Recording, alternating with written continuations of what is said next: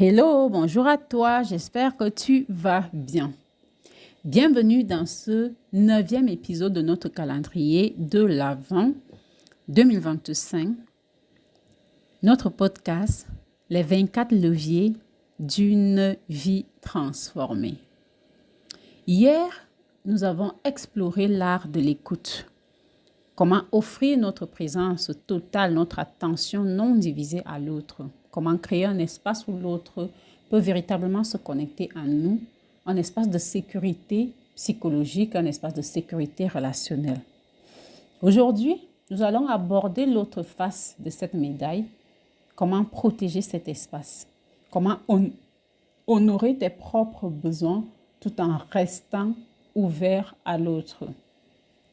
Donc, nous allons aborder quelque chose que nous sommes nombreux à trouver terriblement difficile, dire non. Je suis Marie-Claire Ibali-Abon, coach RH, auteure.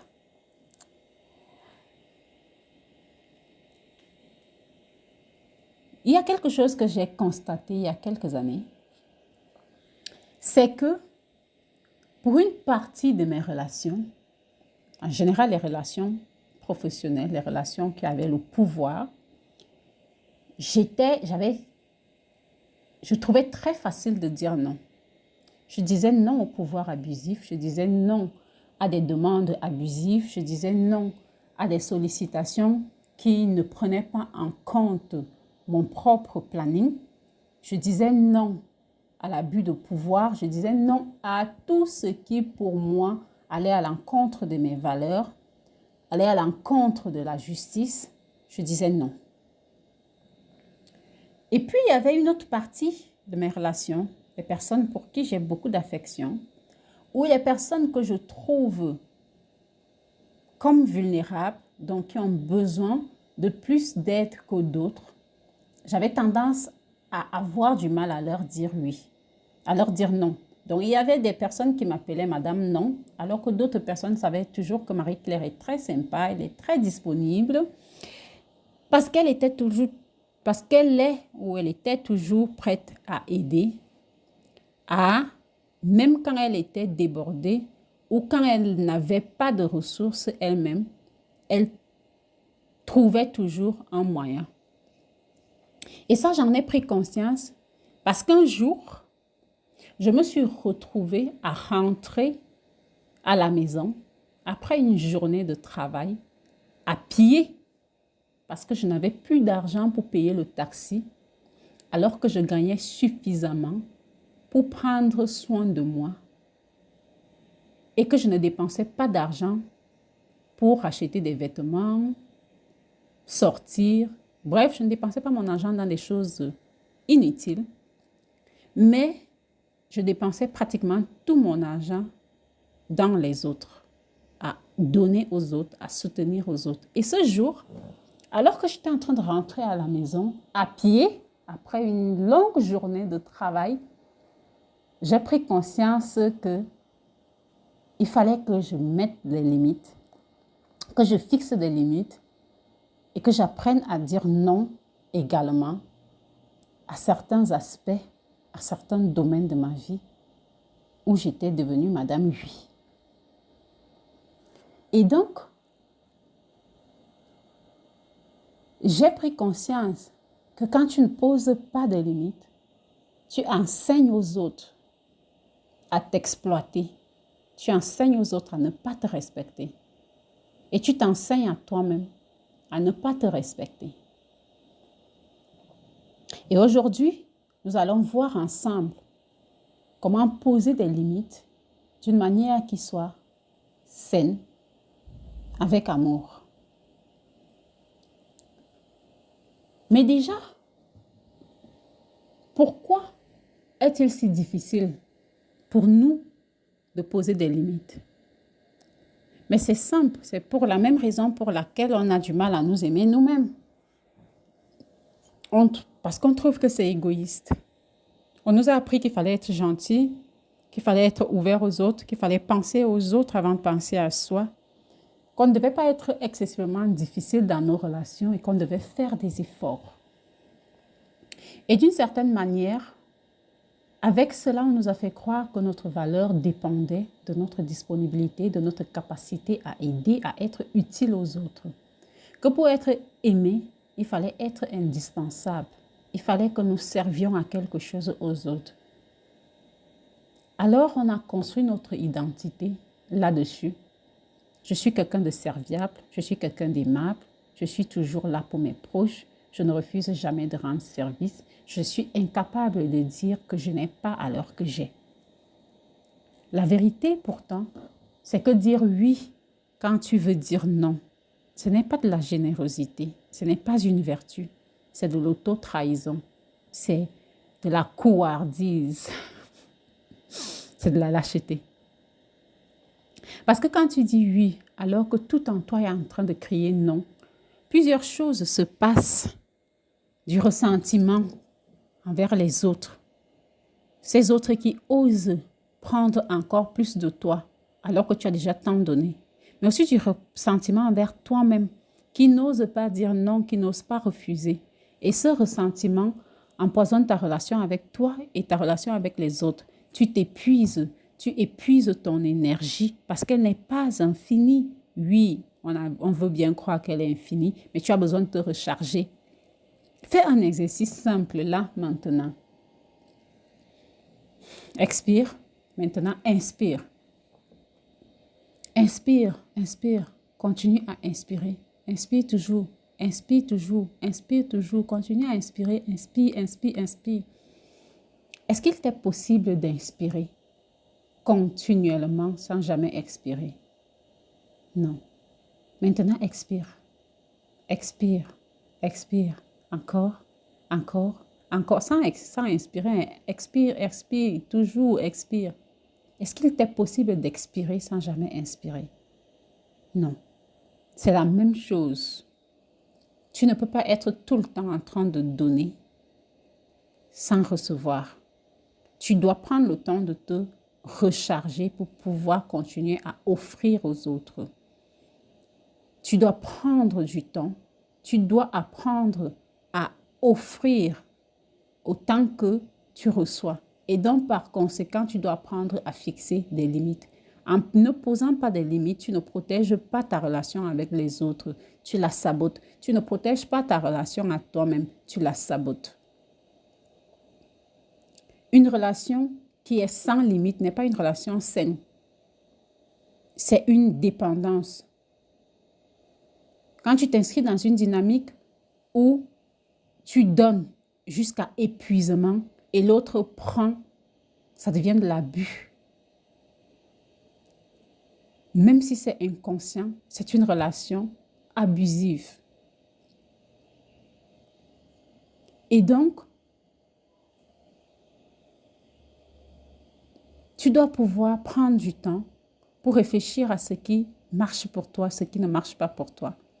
Et pouvoir dire à l'autre, voici qui je suis, voici ce qui fonctionne pour moi, voici ce que je peux offrir et ce que je ne peux pas offrir. Voici ce que je peux accepter et ce que je ne peux pas accepter. Et on va voir comment le faire sans culpabilité, sans être agressif, de manière claire et avec amour. Mais d'abord, il faut que nous comprenions que les limites ne sont pas des murs, mais des frontières. Les murs sont rigides et défensifs. Ils disent aux autres qu'ils doivent rester de l'autre côté du mur. Je me protège de toi, tu es dangereux pour moi et je me ferme à toi. Les murs coupent donc la connexion, ils créent de l'isolement.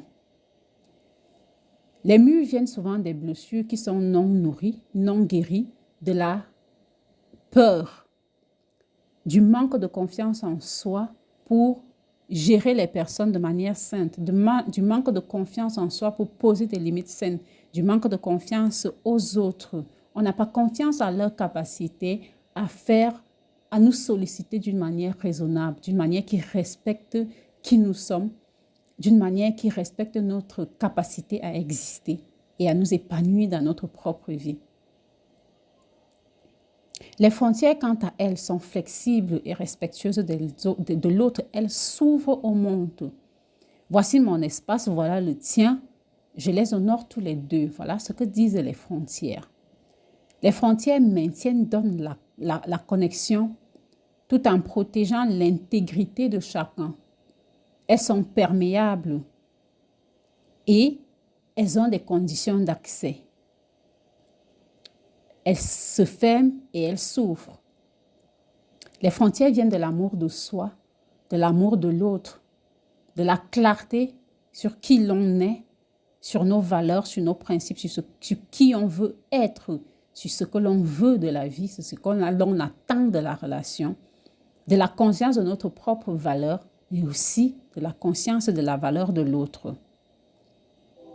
Avec une frontière, je vais dire, j'apprécie nos conversations, mais pas après 21 heures. Je suis là pour toi. Cependant, je ne peux pas résoudre tes problèmes à ta place.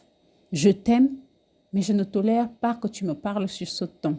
Je ne tolère pas le mépris. Je ne tolère pas la violence. Tu vois la différence entre les deux? Avec un mur, je te dis de rester loin. Avec une frontière, je m'ouvre à toi avec des conditions saines. Le mur naît de la peur, la frontière naît de l'amour de soi et de l'amour de l'autre. Et pour pouvoir justement fixer des frontières ou des limites saines, on doit identifier les différents types de limites qu'il y a. Et on en a 5. On a des limites physiques. Elles concernent ton corps, ton espace personnel, ta maison. Je n'aime pas qu'on me touche sans me demander. Je n'aime pas, je ne prête pas mes vêtements aux gens. Je ne peux pas te prêter ma voiture. J'ai besoin de 8 heures de sommeil par jour. Donc, je vais me coucher à 21 heures. On a les limites émotionnelles. Dans les limites émotionnelles, elles te permettent en fait de protéger ton énergie. Par exemple, je ne suis pas responsable de tes émotions. Je ne peux pas être ton thérapeute. Ton stress ne doit pas devenir mon stress. On a les limites de temps. Elles concernent comment tu alloues ton temps et ta disponibilité. Par exemple, je ne consulte pas mes emails après 18 heures.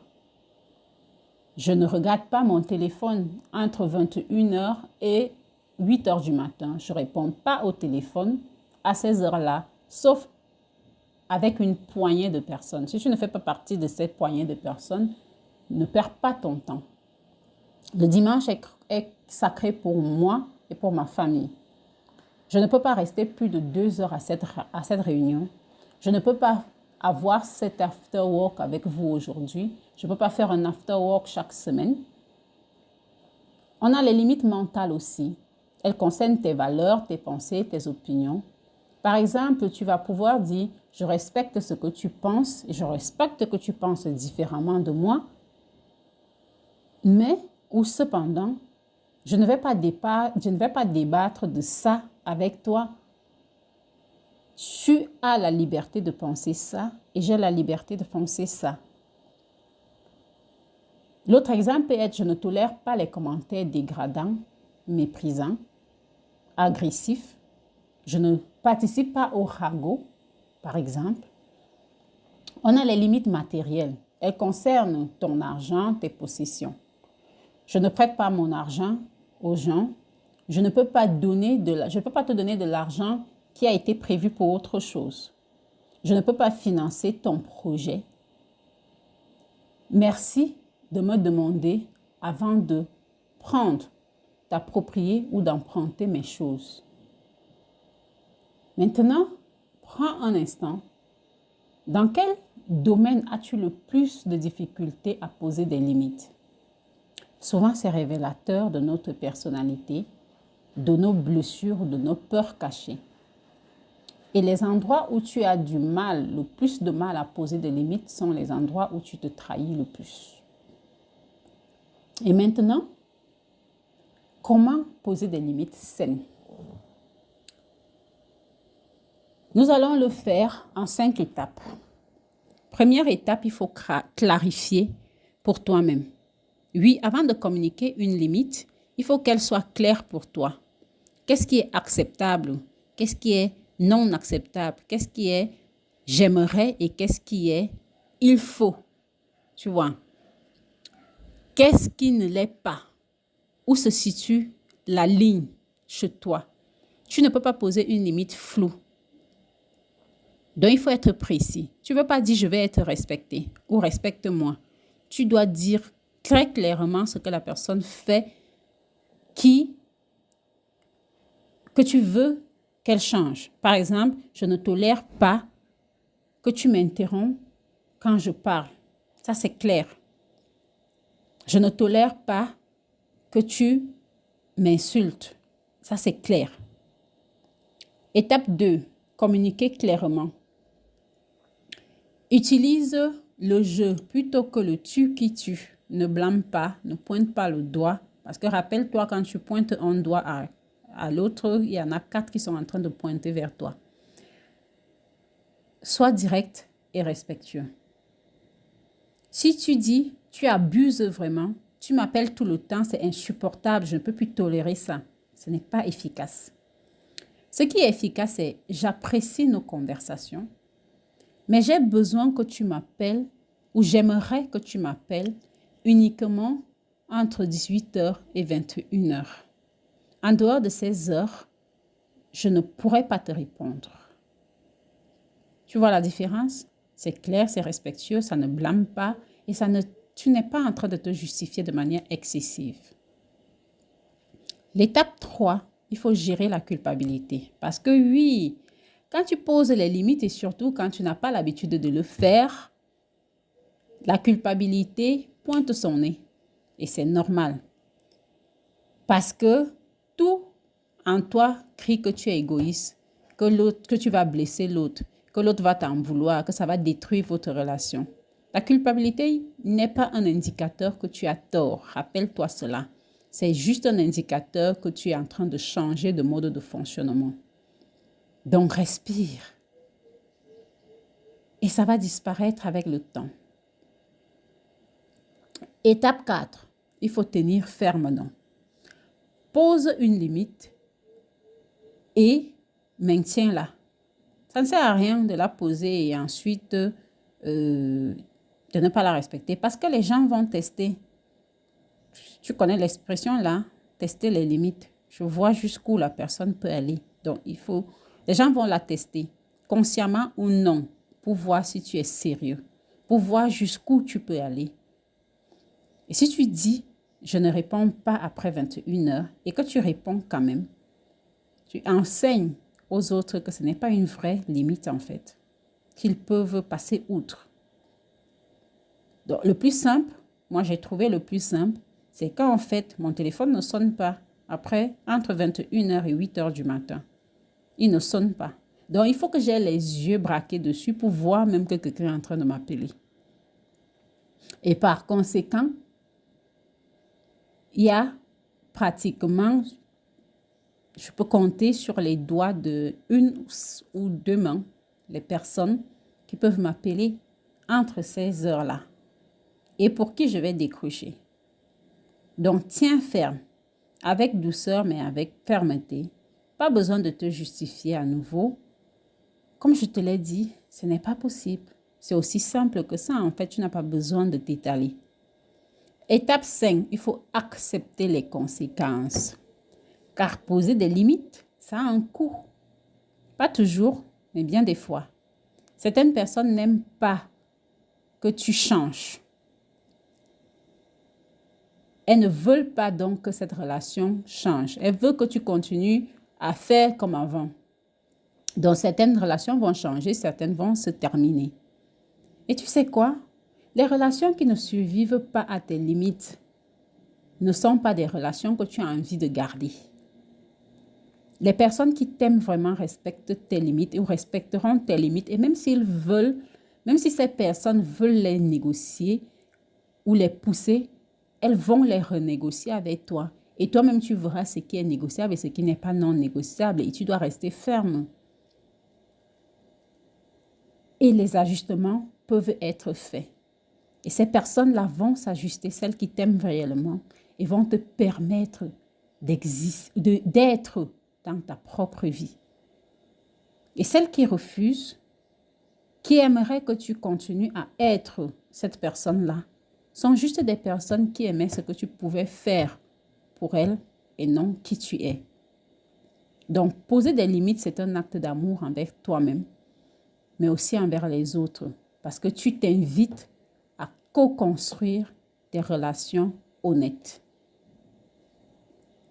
Dire non quand c'est nécessaire rend ton oui beaucoup plus important, beaucoup plus significatif. Maintenant, passons à la pratique. Cet exercice va t'aider à identifier et commencer à poser tes limites aujourd'hui. Prends de quoi écrire. On va le faire en 3 parties. Première partie, c'est identifier où tu as besoin de limites. Je vais te poser 6 questions et pour chaque question, tu vas écrire la première réponse qui te vient à l'esprit. Question 1. Envers qui ressens-tu le plus de ressentiment ces derniers temps? Dans quelle situation?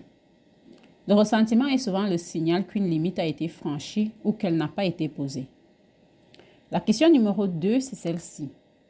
Quelle activité, quelle personne, quelle situation te draine le plus d'énergie? Troisième question. Dans quelle situation récente ou régulière as-tu tendance à dire oui alors que tu veux dire non ou que tu aimerais dire non? Quatrième question. Dans quel domaine sens-tu que tes besoins ne sont pas respectés ou tes valeurs? Question 5. Avec qui as-tu le plus peur de poser des limites? Question 6. Quel est le coût de ne pas poser cette limite? Comment cela t'affecte-t-il?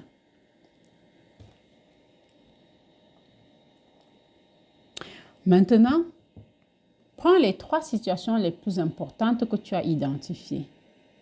Pour chacune, formule une limite claire en complétant cette phrase. Dans la situation X, j'ai besoin que... tu complètes. Si cela ne se produit pas, voici ce que je vais faire. Voici un exemple pareil. Quand nous parlons ensemble, j'ai besoin que tu m'écoutes sans être plongé dans ton téléphone. Si ce n'est pas possible pour toi de ne pas consulter ton téléphone en ce moment, je vais arrêter la conversation et nous reprendrons plus tard. C'est une limite que tu viens de poser. Fais-le pour la deuxième limite. Fais-le pour la troisième limite. Tu peux mettre pause. Et maintenant, relis ce que tu as écrit. Comment te sens-tu en lisant ces limites? De la culpabilité, de la peur, du soulagement, tout cela à la fois? C'est parfaitement normal. Accueille ces émotions et ne les juge pas. Essaye juste de les comprendre. Qu'est-ce qu'elles veulent te dire? Parce que les émotions sont des messagères. Troisième partie. Maintenant, il faut choisir une de ces limites. La plus urgente ou la plus facile pour commencer, c'est toi qui choisis. Et tu vas répondre à ces 3 questions. À qui dois-je communiquer cette limite? Tu cites là ou les personnes à qui tu dois le faire. Quand vais-je la communiquer? Donne-toi une date précise. Si c'est plusieurs personnes, tu donnes une date pour chacune de ces personnes. Comment vais-je gérer ma culpabilité quand elle surgira? La culpabilité vient souvent de nos valeurs, rappelle-toi. On se sent coupable de fixer une limite parce qu'on se sent, parce que certaines, pas valeurs, croyances, viennent souvent de nos croyances.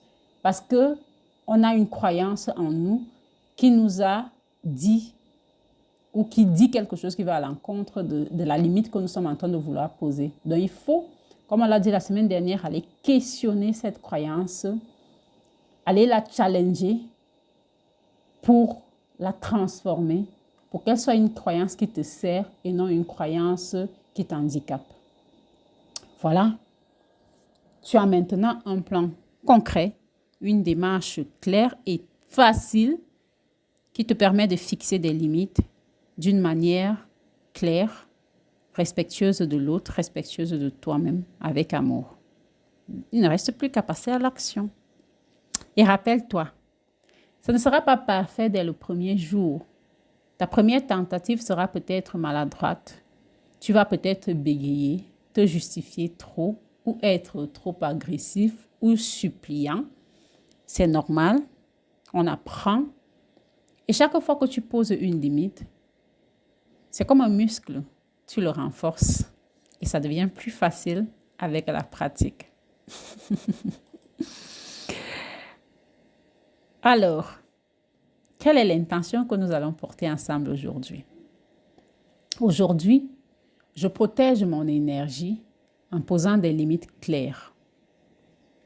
Dire non aux autres, c'est dire oui à moi. Aujourd'hui, je protège mon énergie en posant des limites claires.